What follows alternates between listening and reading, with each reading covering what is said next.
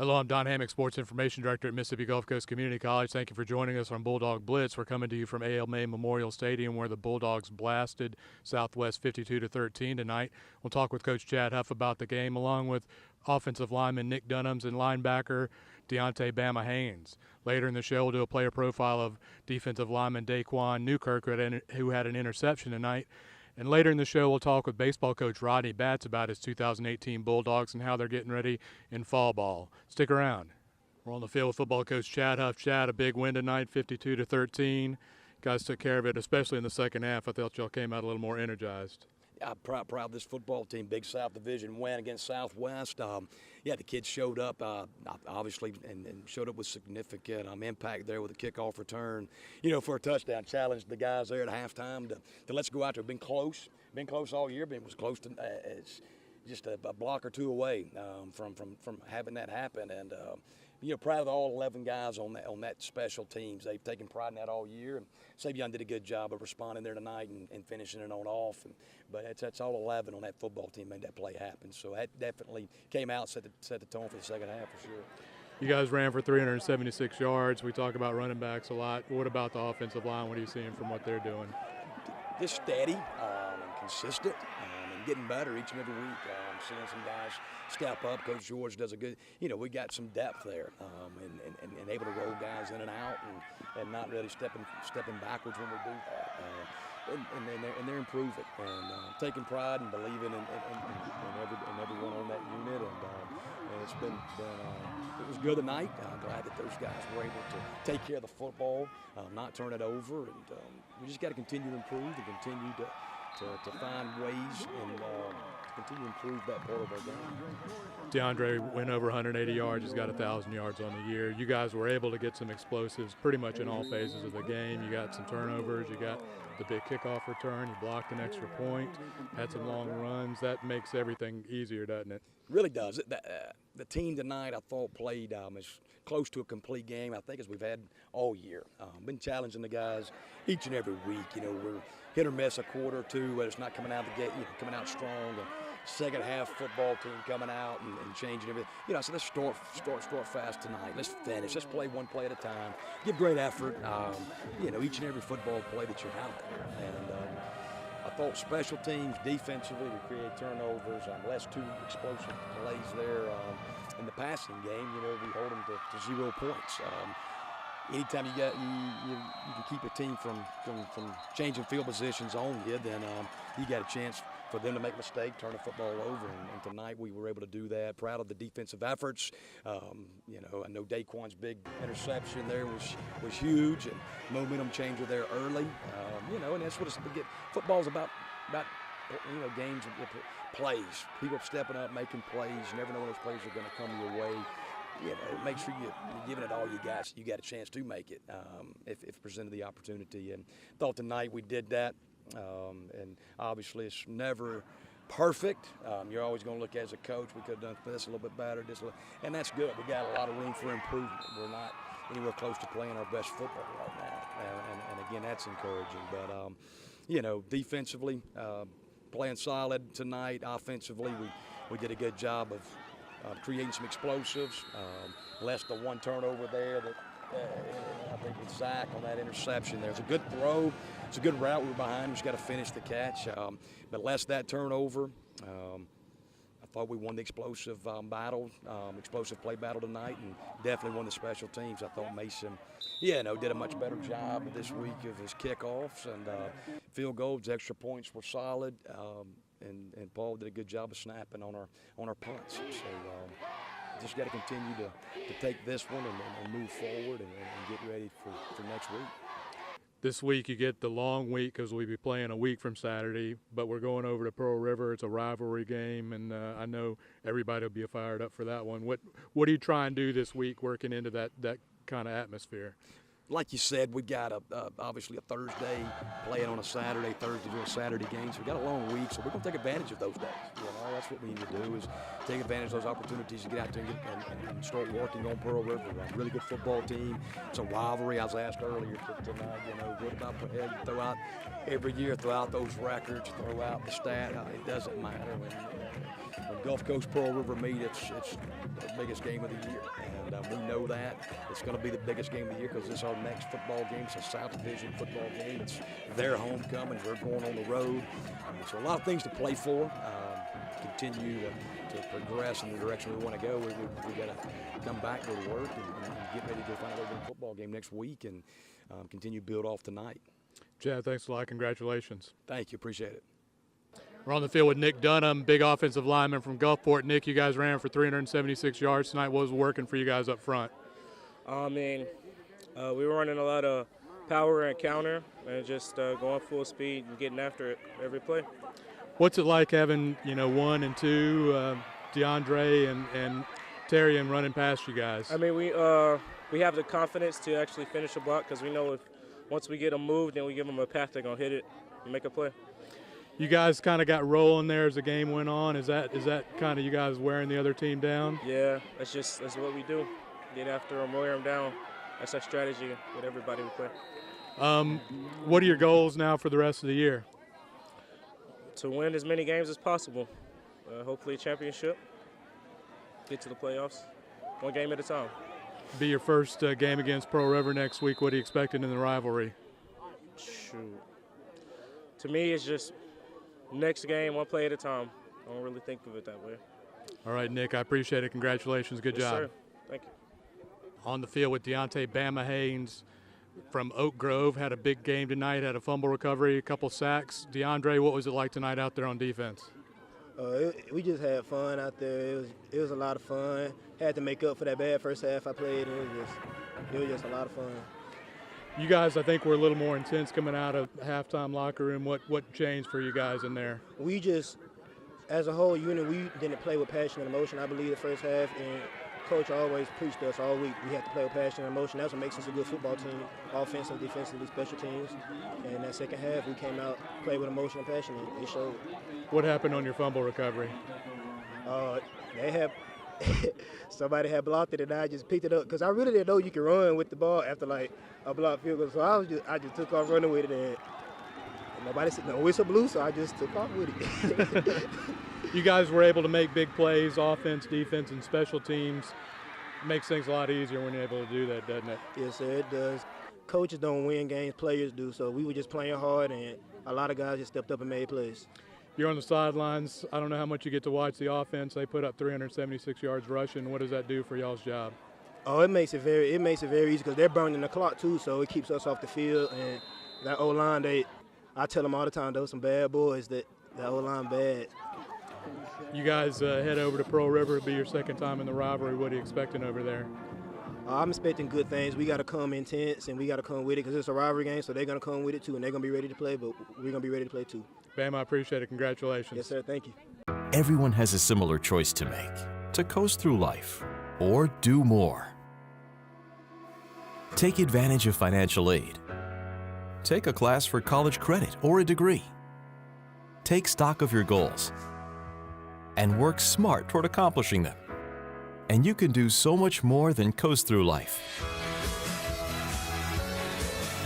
Gulf Coast Through Life at Mississippi Gulf Coast Community College. Lineman Daquan Newkirk is a relative newcomer to the defensive side of the ball. Let's meet Daquan Newkirk.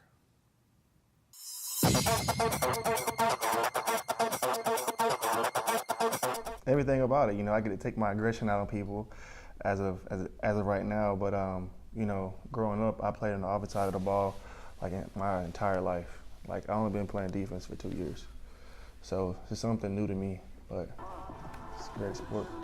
I can say it wasn't like a big difference because now my body is more framed for defense, and I love it. So I was gifted at a young age with speed, and then growing up, I bulked a lot.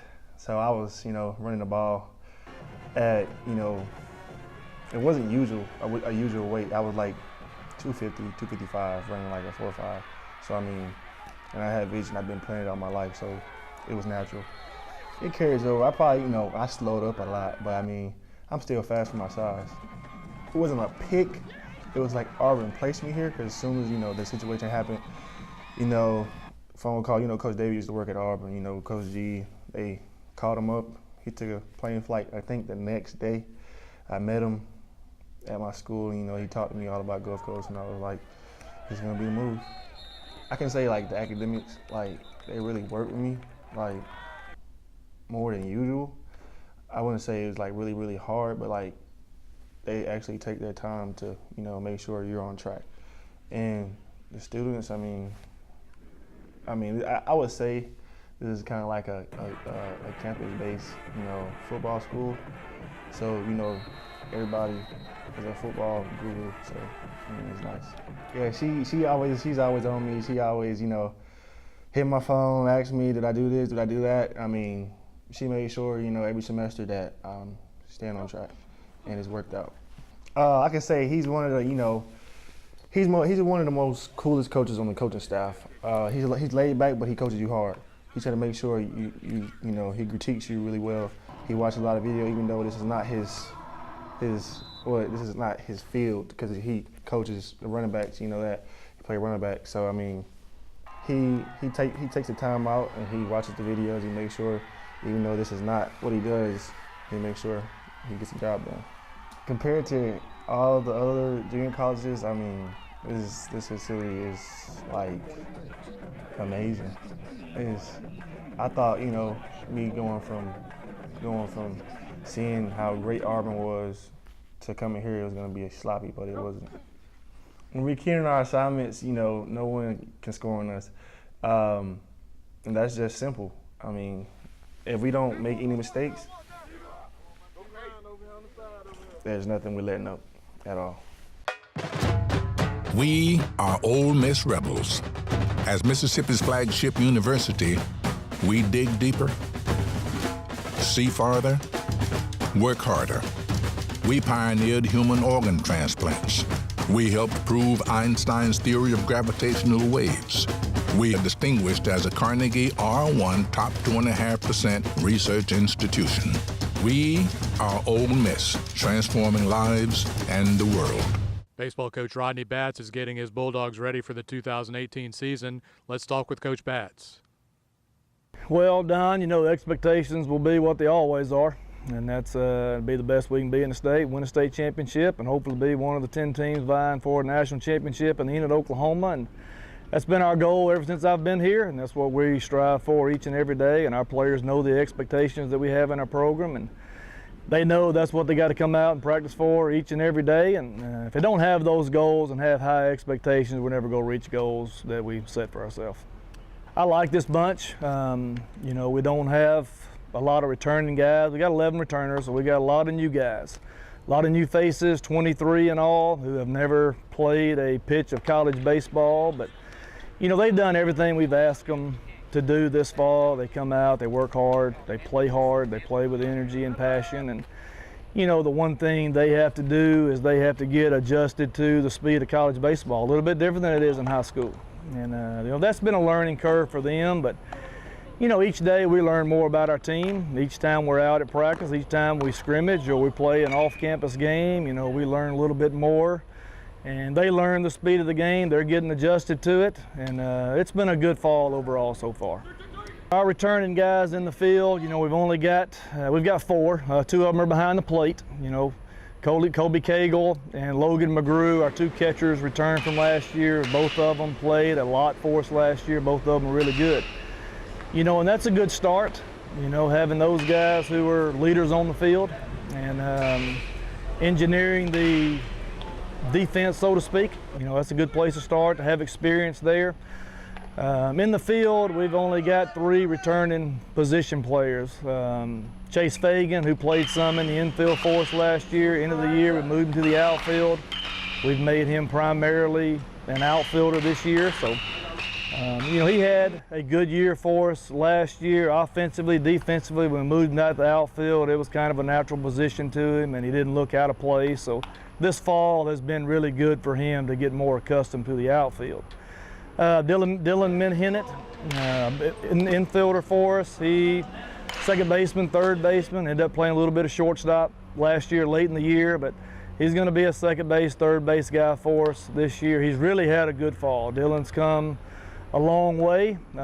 Defensively, he's gotten so much better with his hands and his feet, and he's really turned the double play a lot better at second base. Offensively, he's had a good year. His barrel ball's up.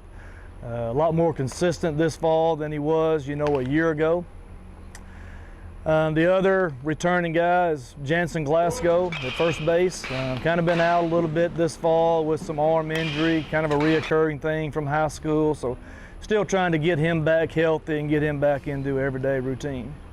Well, the mound is where we have our most experience, which is good. It's kind of the same thing with our catching. You know, the two most important positions on the field is where we have the most of our experience. The guys who return for us, two starters, Josh Lewis, Ty Barnes. Both of them were in our rotation last year, and both were really good. Both of them are having a solid fall so far. And, you know, we're counting on those guys a lot to really lead this pitching staff because we do have some younger arms who are going to be good for us. But we need those guys to excel on the mound and kind of carry a big part of the load for us. Some guys out of the bullpen, we got Grant Atwood and Hayden Harrell, who contributed a lot for us out of the bullpen last year in matchup situations and tough situations. You know, those two guys, when they came to us last year, they were position players in high school. Hayden was a catcher, Grant was an outfielder, so last year was really their first year of pitching, so they were still trying to get used to it and get in the flow of pitching. So last year will be a big year for them coming into this year as far as experience, and now they've got a full season of pitching under their belt. They were, you know, a big part of our pitching staff last year coming out of the bullpen, and we expect a lot out of them to carry a lot of the load and be the main two guys out of the bullpen for us. Our outfield situation, we were able to bring in some pretty good outfielders that we feel who have really come in and, you know, taken over our outfield roles and have had a good fall for us. Isaac Williams in center field. Really all three of these guys were center fielders in high school. Isaac Williams, Brandon Parker, Preston Stringer, all three of those guys, you know, are all freshmen, are all having a really good fall for us.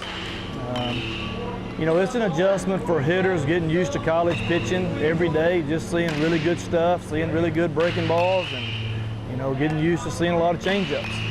So the offensive side has been a little bit of adjustment for them, but they've caught on to it pretty well. And, you know, they played really well so far this fall. We expect big things for them to patrol our outfield for us. The freshmen across the infield, we've got a lot of new faces, and at any position we've got depth.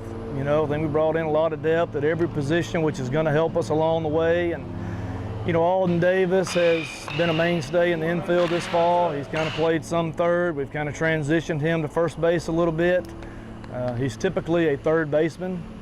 Probably never played first. We've played him a good bit at first just to get him a little more acclimated to that position. And he has really come on to it really well. It's almost like home to him now. But he's had a really good fall. In the middle infield, we've got two guys who are going to be infielders, pitchers who are going to do both for us.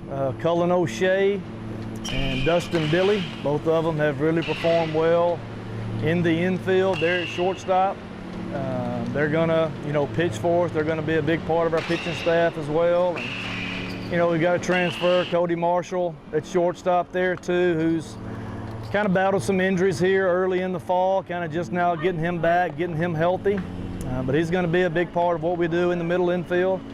You know, we got Fisher Ray, we got Castor Lee at second base. Castor can also transition over to third base for us if we need to. And the thing I like about our freshman infielders is they're not locked into one position. They're versatile, they're talented, and they're athletic. They're able to move around. They're not just solely second baseman or solely third baseman. We've moved them around a good bit, and just if you have an injury, it's not anything new to them. But I like our infielders and like the versatility that we have in them.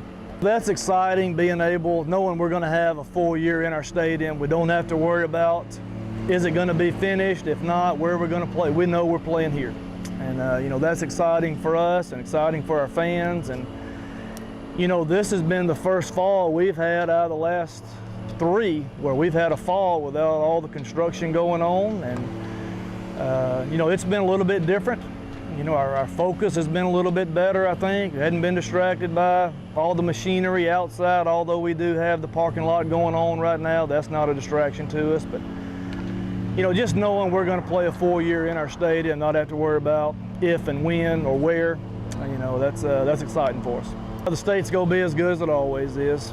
You know, the MAC-JAC, our state, is the best league in the country by far. You know, from top to bottom, we've got 15 teams in our league, and at any given date, any given time, home or road, if you don't show up with your best game, you can be beat. And that's just how competitive and how good our league is, and you know, the quality teams that are in our league. So I expect it to be just as good as it ever is. And yeah, you can talk about this team, you can talk about that team, but it really don't matter who you talk about. Everybody's going to be good, everybody's going to be competitive. Thank you for joining us for Bulldog Blitz. We'll be back next week from Poplarville after the Bulldogs play Pearl River for their homecoming. We hope you join us then, and we hope you've enjoyed this edition of Bulldog Blitz.